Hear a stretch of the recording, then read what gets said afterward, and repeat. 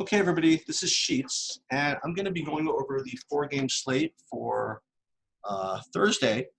And, you know, for those of you that have been hopefully enjoying my content and hopefully the unique style that I've been trying to deliver to you guys with respect to not just going game by game and trying to teach you guys a little something along the way, maybe being extra transparent with what I'm doing, things like that, and trying, hopefully, to teach you not just how to win this slate, but just how to approach DFS in general. I really hope you've appreciated this, because this could end up being the last bit of content I do with Bobby if things go the way I think they're going to go. And, I apologize for that in advance, but, as they say, you mess with the bull, you get the horns. And I feel as though when Bobby sees the content of this video, he's really just not going to let me do this with him anymore. I just really think that. I don't know. We'll see. I thought about it, and there were two ways I could have gone with this video. One was I could have just said, you know what? I know what Bobby wants to hear, and I'm just going to just do the right thing and just make him happy. Or I could really be true to myself in my process and, be truthful with what I think is the right way to approach DFS and this slate in general. And, I thought about this a lot, and I do think I am going to go the route of just being upfront and honest with you guys about what I think is the best way to approach this slate. And if it ends up with me being, I don't know, either kicked off of these podcasts or just banished by him from everything, or worse, wind up in some ditch somewhere, at least I will have gone down fighting and fighting for at least my honesty and my we'll just see kind of the way this goes. For those of you who don't know where I'm headed with this, you don't know Bobby too well, so we'll just see what happens. So today, a very interesting four-game slate, and each of these games takes on kind of a different character. One of them, the Boston-Philadelphia game, is really driven by an injury, by Embiid being out, which makes guys some Philadelphia guys some really good plays. And then the Detroit-Cleveland game is going to kind of test our recency bias a little bit, because they just played this game a couple of days ago. And then you have Portland, Minnesota, which is, again, Karl Anthony Towns being out always makes this a little bit interesting. And Portland's coming off a really, really big win at Toronto. We're going to see how that affects this. And then the fourth game is the Houston-Oklahoma City game, which involves, all kinds of narratives and people going back to different places and being mad and all this stuff. So we're going to see where this goes. But the approach I'm going to use is really the same approach that I use for all of my slate reviews. I'm going to try to find low-owned, high-upside plays that correlate well with one another, that project well. Now, again, must be nice, if you can actually find that. But if you can't find that, then let's see what types of sacrifices we have to make to get the next best thing. So we're going to look game by game, and we're going to see where this kind of takes us. So where do you want to start first? All right, let's start with this. Let's start with the fourth game. Let's get right to it. So Houston is playing at Oklahoma City, and Russell Westbrook, among other people, are going back to Oklahoma City to get their hashtag revenge, right? So Harden's going back to Oklahoma City. Chris Paul's playing against these guys. God knows who else, what other people are involved in this game. But we're going to start with the projections and see where the value is, and we're just going to presume it's any other game, come hell or high water. First thing I will tell you is that, for those of you who didn't realize, they are on a back-to-back Houston. They just came off of just a kind of a wild game last night against Atlanta, where Westbrook sat out, presumably to get rest for this hashtag revenge game. James Harden had 53 fantasy points, I think, in the first half, on his way to a huge, huge smash. And then he just kind of stopped hitting shots, and he ended up with only 80. So that's kind of the context of this game. Now we're going to go through these teams and see if, what the plays kind of look like. So first of all, from the Houston side, let's look at that one first. Russell Westbrook looks to be a really, really good value. He's down to 8,400, and as a result, he's going to look like a really good value. Now, that's in spite of the fact that they are playing Oklahoma City, who does make for a a slower pace matchup than Houston is used to playing, which is why he's not even a greater value, I suppose. But it does project to be a very, very strong value. What would be nice is if there were other guys on Houston that were also good values, and even better, if there were Oklahoma City guys that were really good values, and better still if they were all low owned. So let's first look at projections, and let's look at to see what's going on here. So for the Houston side, unfortunately, nobody else really projects to be that great. So Clint Capella would be the next guy, maybe between him and Harden, but neither of those guys project to be really, good values at all here. In addition to the projection piece of it, I would like to add that Capella on a back-to-back, he was running up and down that court last night, as he always does. And I just think that a back-to-back for him in this spot is not necessarily where you want to go, all right? And especially when you start looking at what you're giving up as far as a center position with some other possibilities, it just doesn't look like he's gonna get there for me. It's a bad combination of position scarcity and and value as well. And it's not as if he's going to be like 2% owned either. So James Harden, his price is very similar to what it was last night. I think it might be the same at 12.2. And, not surprisingly, because it's a back-to-back, or say not one, but one, because they're playing Oklahoma City. Number two, or actually 1A, because Westbrook is back, right, taking his usage away a little bit. And it's a back-to-back. It's no surprise that Harden is not projected to be as great of a value and as much of a lock as he was last night. So as a matter of fact, he's just kind of projecting to be kind of bad, from a value perspective. So, he doesn't look to be that great either. So already from a stack perspective, even though you have a 228-point total and rates to be kind of a close game, it's not looking to be such a great stacking type game. Before we conclude that, let's look at the Oklahoma City side of it. So Oklahoma City, the top four guys are all look like really, really strong plays. And, quite frankly, this side of the game has a lot more appeal than the Houston side of it. So let's look at these four guys. So you have Chris Paul, Shea, Adams, and Dennis Schroeder. The one who I don't know which one's going to project to be the highest owned, it might be Adams, but here's my caution when it comes to Adams is a couple of things. Number one, in a pace-up matchup like this, with Houston possibly just kind of ramping it up and running down the floor, and like I said, Capella likes to rim run. He likes to get up and down the court. Don't think that this is the perfect matchup for Steven Adams to really rack up 34, 35 minutes, which is what some places are projecting him for. So again, when you look at the value that people are projecting a player for, you have to think of what minutes assumption are being made to arrive at that projection. So I think that there's probably more downside from these minutes projections than upside. More to the point, if you look, even if you game log, if you look and you see, well, he had 35 minutes the last two games, keep in mind that the last game against Brooklyn, this went to overtime. So of these 36 minutes, 5 of them were in overtime. So he really only played 30 minutes or 31 minutes. So I would not be so hell-bent on presuming that Steven Adams get 33, 34 minutes or anything like that.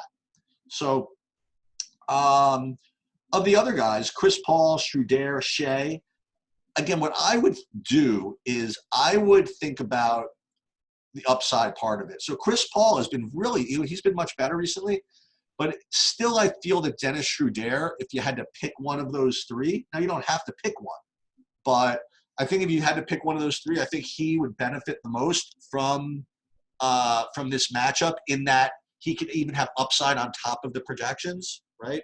So I feel as though he's probably the best of the other three, but I have no problem with any of those between Adams, Paul, Schroeder, and Shea. So where am I at with this game? One thing that I kind of left out, okay, is the most important part of this whole equation is that according to what I see right now, Russell Westbrook is projected to be 50% owned, right?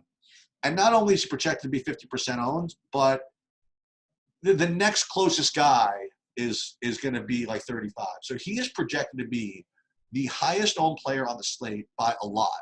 And I can only wonder how much of that is based on the narrative as opposed to the projections. Now, I did just go through it, and I did say that he rates to be a good play. But when we look at some other guys, there are other guys on this slate that rate to be almost as good of a play at maybe half of the ownership or maybe more. So for me, I'm not telling you what to do, but for me, at 50% ownership, I think that Westbrook is not he's not gonna be my priority. Okay, I just don't think so. He could certainly go for 80 or whatever it is, but I just don't think I'm gonna do it. That's I've always been trying to put the math ahead of everything, and the combination of the fact that his projection is good, but not that much better than some of these other guys, which we'll get to, plus the fact that he's going to be 50% owned, plus I don't know exactly how much the ownership is kind of, might even go higher because it's a 4-game slate, because it's the narrative street or whatever it is. Just don't forget, just because Russell Westbrook wants to come back to Oklahoma City and kill people and have a great game just doesn't make it so. You know what I mean? Don't forget that Chris Paul, he plays too. You know what I mean? The defense gets paid also.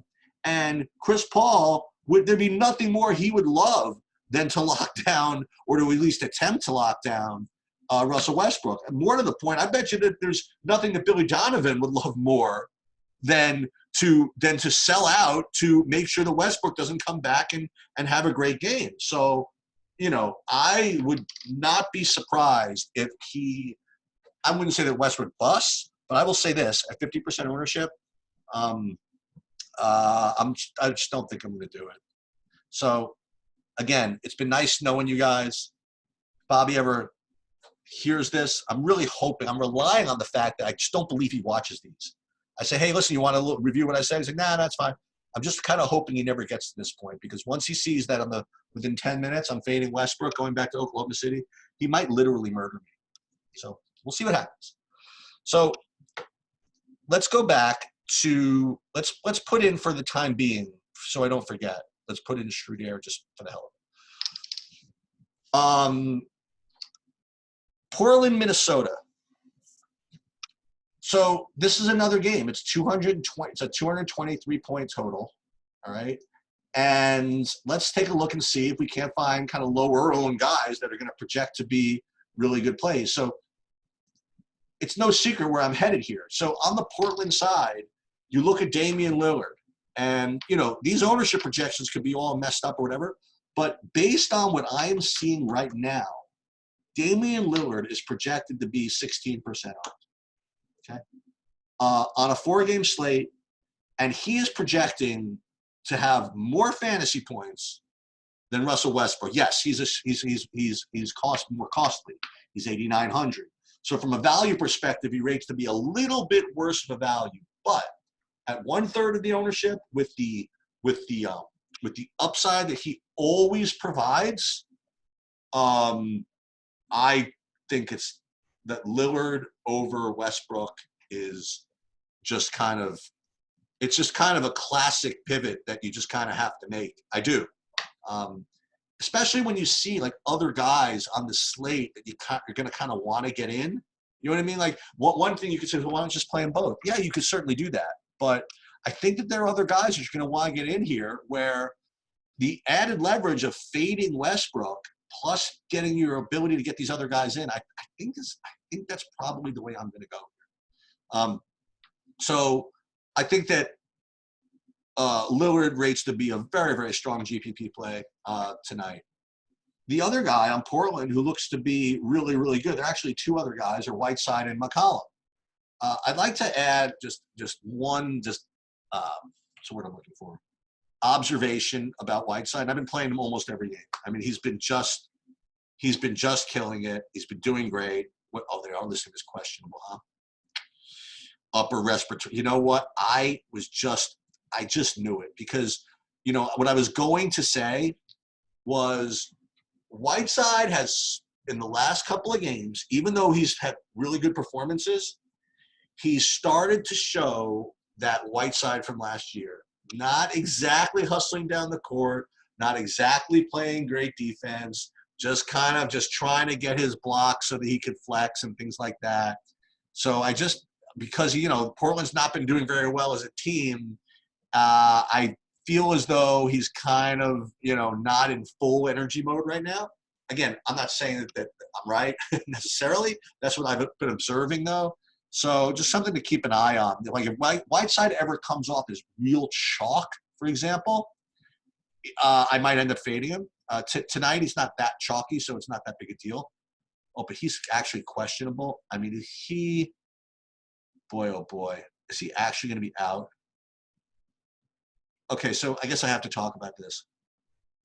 If he is out, do we have to play Anthony Tolliver revenge? Oh, I hope not. I really hope not.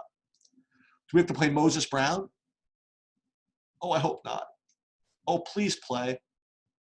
Don't make this be not only my last review, but the review where I just missed the news that Whiteside is out, rendering a huge amount of my content useless because it's all going to come down to the Portland value after that.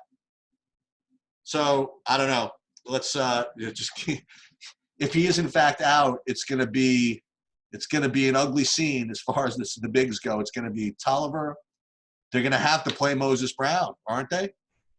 They're going to have to. And I mentioned in one of the previous reviews is, you know, I used to coach against him at AAU. And he's from around here, and it would be nice to see him get minutes, but he, boy, oh boy, is that really the case? Is it going to be Moses Brown night? I will tell you this.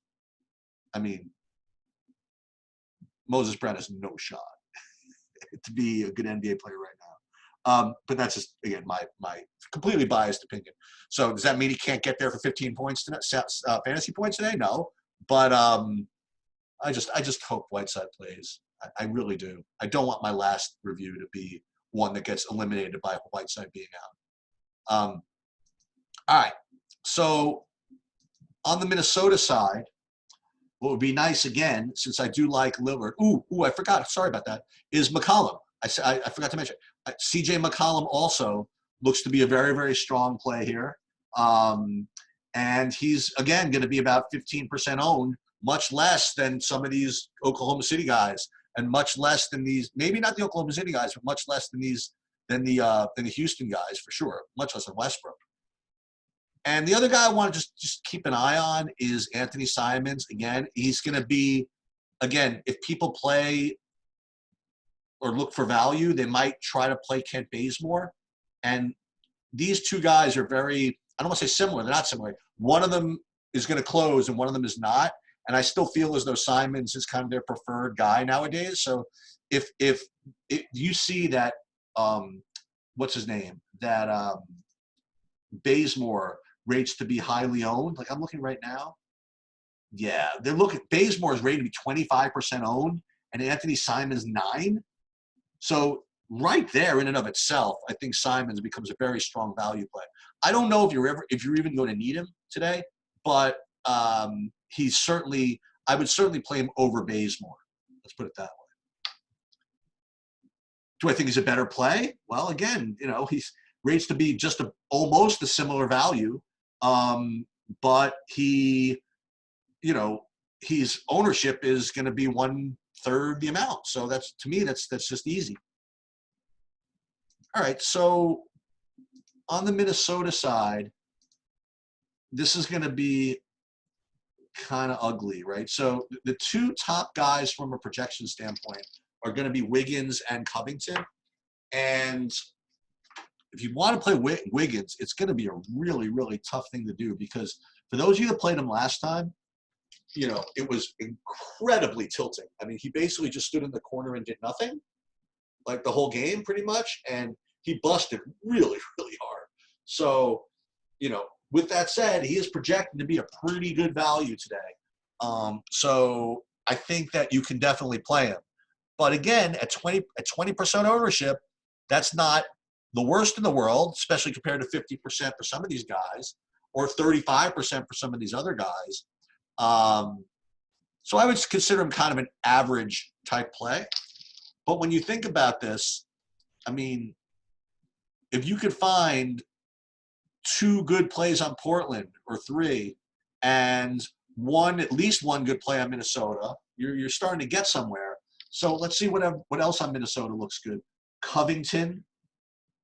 Again, he's very similar as far as profile goes to Wiggins in that they rate to be both good values, but their ownership is kind of like in the middle. So it's like we get the 20, 22%, something like that. But, you know, again, if you want to try to stack this game, I think this is a pretty good idea. Now, the last guy that you could talk about in Minnesota, again, all this presumes that Cat's out, obviously, again, is the difference between Shabazz Napier and Jeff Teague, who are basically battling for point guard minutes. And, you know, Napier is playing against his former team, which means probably nothing in this particular context. So what you want to do is if you want to stack the game, you want to see which of these guys, again, is going to be lower owned because they project to be very, very similar with respect to projections. Now I'm going to show you something in a second. So I'm looking at this. So Teague, but both of them are 7, 5, 10%. This could be interesting. This could be interesting. So from a stacking perspective, I mean, you could stack this game and find ways to do it on kind of a lower owned basis. But the problem is going to be that you're going to be giving up some really, really good value in these other games. So it's going to be, I don't know if stacking is going to be exactly the way to go. Here's what I wanted to show you, just for the hell of it. Where is it? So for those who get all like bogged down with like projections and things like that. So what I did was this is a this is kind of like a spreadsheet that I have of like different projection systems, whatever. And you know, I don't want to say whose they are because they're like multiple providers or whatever it is. And you know, I just wanted to show you something. So like you look at these columns here, and these are like projections like of different sites, whatever. And you'll see that for the most part, you see most of them are kind of similar. We'll see a couple of variants, a couple of outliers, but in general, and this is what I wanted to get at, is that for the most part, when you go to the top of the food chain as far as providers go, the projections are going to be pretty freaking close. Okay, so don't get too crazy with it. You know, and then if you want, and I'm trying to go down this road a little bit, if you want to add your own spin and make your own projections a little bit, you can certainly do that also. But what I like to do sometimes is when I did that Bazemore thing, what I'll do is first I got to filter this one. So what you do is you filter, and then you can sort by, say, team. And this is my own spreadsheet. Is like if you go to Portland, and you'll see Simons and the value that he projects, which is about, on average, about 5 times. And you look at Bazemore. So he's 5.6. So Bazemore does look to be a little bit better value than Simons. Okay, so fair enough. But again, is that worth the difference in ownership by threefold? I don't know. I think they would still go with something like Simons. But I only bring this up, the spreadsheet up, to show you that, you know, don't go so crazy with getting multiple projections because they are going to be somewhat similar. And at the top of the food chain, you're going to be in good shape. And if I ever want to just put my own projections out there or whatever, you could listen to them, whatever. But again, the key to this is not just blindly looking at projections and taking the top projected plays. You have to, if you're going to play GPPs, you have to figure out how they correlate, all right? What kind of upside there might be from those projections given the particular player profile, and, of course, how ownership kind of falls into that. All right, so going to Cleveland and Detroit. So let's just take a look at this. They just played this game 2 days ago. on the road. Well, on the road. They just played this game at Cleveland 2 days ago. Very close game. Detroit won on the road by 2. So the guys that are going to project as decent values on Cleveland are going to be Kevin Love and Colin Sexton. Are they going to be as good of a plays as some of these other guys we mentioned already? No. But they do project to be the next kind of best of the plays, okay? And on the Detroit side, there are 2 plays that look extremely strong, okay? And then there are kind of 2 value plays that are kind of popping in a lot of optimals or whatever. The 2 plays are going to look extremely strong are going to be Andre Drummond and Derrick Rose, all right? Now, first of all, on a relative basis, Derrick Rose is actually projecting to be, depending where you look, as good of a value, if not more so, than Russell Westbrook, okay? For example, right? And yet still, he is going to be, not that he's going to be unowned. As a matter of fact, he's going to be, as a result, probably pretty chalky. I'm looking at 35%, but at least he's less than Westbrook. But, do you want to play Derrick Rose at 35%? Okay, and that's a very interesting question. He does project to be an extremely good value, but let me just put a little real life take on this for a second. So I want to know how much of this projection is based on just the last 2 games, like for example, okay? So like the last 2 games he got 40 in both those games, and obviously you would take that in this kind of spot, all right, with at 6,500. But I mean, look at his last game. Let's go 2 games ago.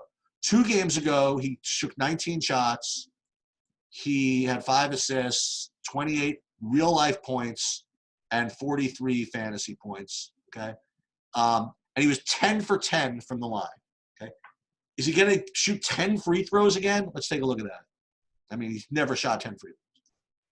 The last game, he played 31 minutes, and that was a crazy game. Like in the 4th quarter, he was just basically taking over everything. Okay, so here's my question. They just played this game 2 days ago.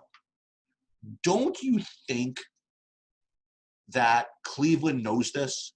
You know what I mean? Don't you think that Cleveland just saw, okay, the Derrick Rose come into their building and basically own them in the whole 4th quarter? And don't you think that Sexton or whoever's going to be guarding him is just going to be kind of geared up to make sure that doesn't happen again? Now, just because they want to stop him doesn't mean they're necessarily going to, but at 35% ownership, is that the greatest idea in the world? And likewise, like if you want to go play Kevin Love, I could see people doing this. Well, first of all, let's look at Kevin Love's ownership. Like Kevin Love, 25% ownership. And you know why? They're going to pull up this game log. They're going to see 49 fantasy points against the same team. Let's go. Life is just not that simple, right? You're telling me he's going to shoot 12 for 15 again? He's going to get 30 real life points again? Life is just not that simple. And it cuts both ways. Like if you're Detroit and you're playing Kevin Love again, 2 days later, you think that you're not going to remember this and take it upon yourself to go ahead and make sure that he doesn't do this again? If anything, on Cleveland, I would prefer Colin Sexton. You know what I mean? But then even Colin Sexton is 25% owned, right? So between the 2 of them, neither of them are projected to be that great of a play. And there's all this recency bias associated with this. Is kind of like just rubs me the wrong way a little bit. So like for me, I'm going to go with Drummond. Okay, so Drummond for me seems to be, from the center position, just a really, really strong play. I mean, to put it in perspective, I don't want to say perspective because I don't want to quantify it. He rates to be just so much of a better player than someone like Clint Capella that, and from a raw points perspective, I want those points instead of worrying about Steven Adams' 35 minutes. So I think that that getting Andre Drummond in, to me, is going to be, I don't want to say important, but I think that's a really, really strong idea. Considering also he's only going to be, well, maybe he'll be more, but he's rating right now to only be 20, 25% owned compared to, again, we're talking about 50s and 35s for some other guys. So you'll see why it's becoming difficult to do stuff like playing Westbrook. You know what I mean? Like if you want to play like an Andre Drummond who, you know, look, I mean, if you want to talk about game loss, I mean, just look at this dude. I mean, this guy is so safe. I won't say so safe, but I mean, 60, 50. Well, he had a 32 down there, okay, against the Clippers, right? Maybe, whatever. 50, 60 in his last game against Cleveland again, but you get 38 minutes again. I don't know about that.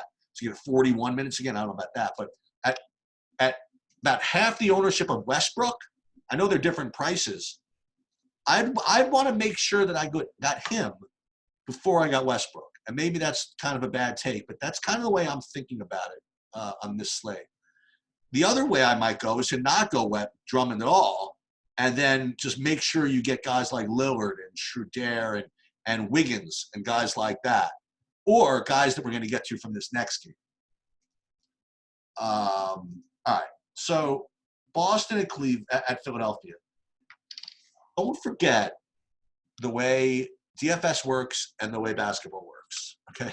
Basketball, all it is for DFS is a combination, not all of it, not all, but is usage plus minutes, right? Or usage and efficiency, right? Plus minutes. If you're getting a lot of minutes and you have the opportunity to garner fantasy points, you'll be in good shape. And when somebody gets injured or someone is out and people step into that role, that is a much bigger deal than whether someone is seeking revenge, for example, right? So Philly with Embiid out is just an enormous deal, you know. And when you look at the ownership here, and you look at these plays, like Al Horford rates to be just an incredible play here, okay? And, you know, not until you've seen this happen can you really understand this. You know what I mean? Like, you think, oh, what's the big deal? You know, that's Al Horford. What can he really do? With Embiid out, I mean, that's a lot of rebounds, a lot of shots in the middle, some block shots or whatever it is. Like Al Horford, there's a reason why he's projected to be such a good play here. And I will tell you this, I'm looking at ownership, he's got to be one of those 30% owned guys, right? Just has to be. Yeah, he's 25% owned. He is one half of the price as Westbrook is. And, you know, this to me is a classic DFS type play. I mean, one guy's injured, another guy steps in, and the ownership is not really accounting for it. It's a 50%, it's a 4-game slate. And I guess because you have this Westbrook thing going on, that, you know, guys like Horford are 25 instead of 50. So I would certainly prioritize getting guys like Horford and, you know, like guys like Horford in before I would prioritize getting guys like Westbrook in. And again, maybe that's going to be the death of me tonight, but yeah, so what? There'll be another night. So the other guys on Philadelphia, which I mean, this doesn't make any sense, but I'll just go through it anyway, are going to be Richardson, Simmons, and Harris. I mean, those are the main guys. The classic pivot is if you wanted to play Kylo O'Quinn, but they priced him up pretty good. I guess they priced him up since the last time. Let's just see. When the last time they upped his. No, they knew that he was going to be out. That's why they priced him up. Too smart. So he's not going to really project to be that great of a play. But I mean, Ben Simmons, he's not going to be 7%. It's just not possible. I'll tell you what. If Ben Simmons is 7%, you could play him. How about that? He just can't be. He just can't be 7% in the spot. It's just not possible. Okay. Which is why you almost don't even want to play Lillard. You know what I mean? Like if you can get Ben Simmons at 7%, you can get Al Horford. I mean, these guys are very, very strong plays here. Who else? Josh Richardson. He's gonna get some more usage. He projects really well. He's gonna be one of those 35% guys. Tobias Harris, he's going to project to be pretty good. Only 17%. I just not exactly. I was about to say I'm not exactly sure why these guys are not going to be more highly owned. I guess I know the answer. I guess because everybody wants to play, you know, this Oklahoma City Houston game, which makes sense, I guess. But I don't know. I just have this weird feeling that I have a weird feeling. I just think the math of this kind of works out that you want to fade the 50% Westbrook when he's, you know, he's just a guy as far as projections go on today's slate. On the Boston side, nobody's really projecting to be that great of a play here. So Kemba, I guess, coming off the ejection, he'll be mad. I don't know. I don't know what to tell you. But he's, you know where he's projecting sort of? He's projecting to be sort of the same as those other break-even type values I talked about, like Capella, guys like that, and Harden. And again, these are all totally different situations, different prices and stuff. But so he's not projecting to be that great about Kevin Love, sort of like that. But let's take a look at ownership. I mean, if he's going to be really low owned, no, he's 35% also. This is one that's interesting. They're projecting Jason Tatum to be 35% owned, and he's not projected to be that great of a play. So he's a guy I can fade too. You know what I mean? Like if he's actually going to be 35% owned, I can fade him, right? So it's weird. You know, you would think that on a is there anything else here? I'm not going to go down the route that James Ennis route or guys like that. I'm going to do this for as an example. I'm going to do this kind of just on the side, just for the hell of it. So I'm running an optimal just based on my own whatever, not even my own, just based on projections, kind of off to the side. And I just want to even see what it even comes up with just for, yeah, I mean, I'm looking at this. I don't see a single lineup in the top 50 with Russell Westbrook in it. I don't. And at 50% ownership, that's honestly enough for me. It's funny, guys that are popping in some of these optimals I'm running are interesting. Like they want me to go after some of this value, like this the Sfayacho, the Miahulik. Okay, he's projected to be just kind of okay, but you know they really. I mean, this Drummond thing and Horford and Derrick Rose even. I mean, these guys are projecting to be just so strong that, and then Wiggins, even guys like that, are projected to be much higher of a higher priority than guys like Westbrook.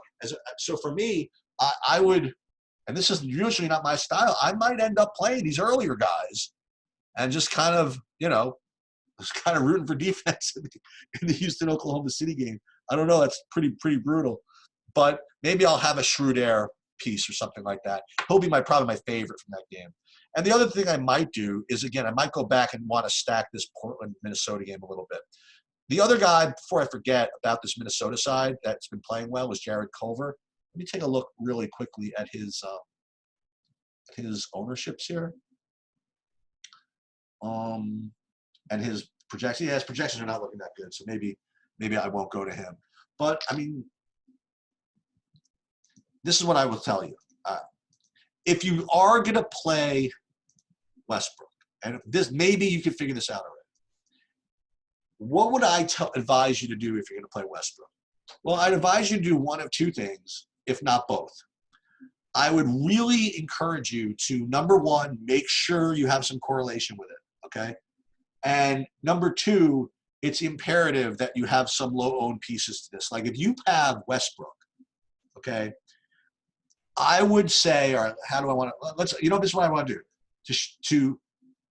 I'm probably going to be fading him, but if I were going to build a Westbrook lineup or a Westbrook build, I'm just blindly looking at ownership projections and seeing who is the low-owned guy on the Oklahoma City side I could run it back with. Okay, so Schroeder, Shea, all these guys look to be about 15%. So maybe I would have to do something like play Schroeder and Chris Paul maybe.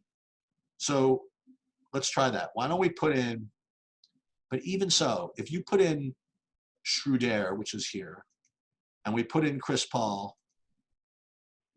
which is here, you're still going to have to find low-owned guys because you have the 50% Westbrook, and these two guys are 15%. You really can't get away with playing Drummond anymore, okay? Well, can you get away with playing Drummond if you do this? No, because now you're at 4,400 a man, and now you're at crap like, you know, now you're just begging that now you kind of almost have to place Mia Hulick and Anthony Simons and things like that.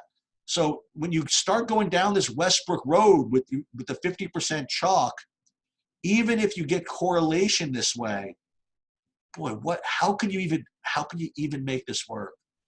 What could you even play Lillard? That's what you probably have to do. You'd have to play Lillard at only 15%, and now you have position problems because now you have all these guards. Run it back with what? You're going to give up all the Derrick Rose value. You're going to give up all of the Horford stuff. You're going to not have any Philly guys with Embiid out. I mean, this is rough, man. I don't know. I don't know if I can play a 50% owned guy like this. But as I said, I can only tell you what I think is the right approach. And you know, it's just like the stock market. It's like anything else. You know, if I asked 100 people tonight, boy, who'd you like tonight? Oh my God, isn't Westbrook playing at Oklahoma City? Let's do that. You know, just like if I ask somebody, oh, who should I put money in the stock market? Ooh, Apple's a good company. Why don't you do that? That's great. You know, but at 50% ownership, at a projection which is, you get the idea. All right, so I guess everybody could just. Pencil Westbrook in for 80.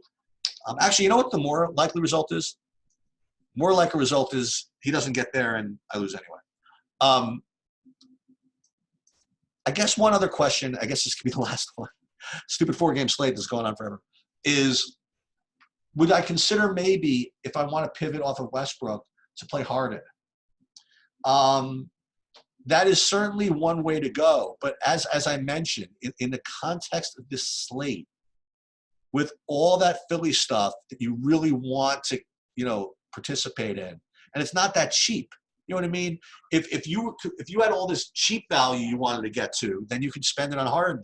But the value you want to get to is not that cheap. So if you want to play a Drummond, if you want to play these Philly guys, if you want to play a Derrick Rose or somebody like that, you're spending 12-2 is going to be very, very difficult.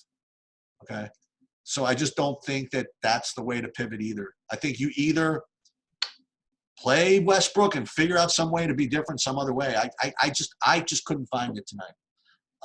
Or just either stack the Portland game or just go one-offs as I described earlier.